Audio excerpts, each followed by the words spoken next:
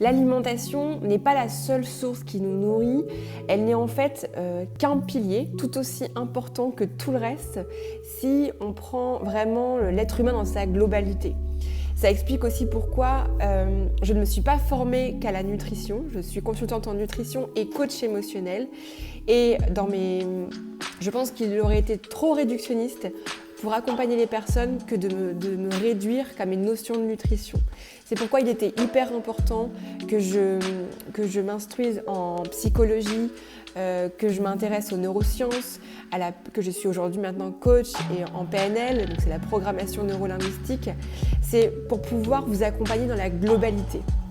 En fait, aujourd'hui, il y a aussi d'autres facteurs qui sont importants.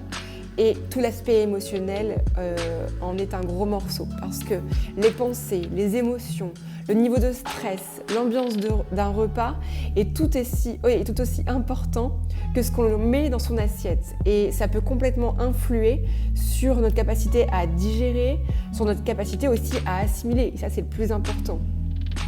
En fait, les émotions ressenties lorsque l'on mange impactent notre corps émotionnel parce que oui, on n'est pas fait que de chair et d'os. Et c'est pourquoi la notion de plaisir, elle est hyper importante en nutrition de santé.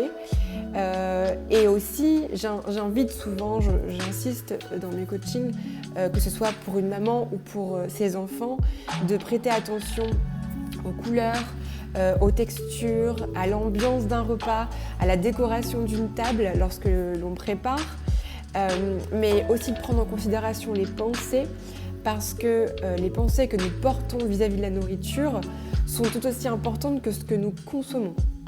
Je vais même aller plus loin, il vaudrait mieux savourer un fast-food en étant profondément conscient que c'est bon pour son corps, ou c'est bon en tout cas sur notre état d'être et qu'on est content de le faire, plutôt que de manger hyper sainement avec toujours cette angoisse dévorante de perdre du poids en fait, d'être toujours dans ce contrôle.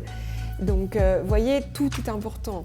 C'est finalement, la nutrition santé prend la globalité plutôt que d'avoir un aspect réductionniste.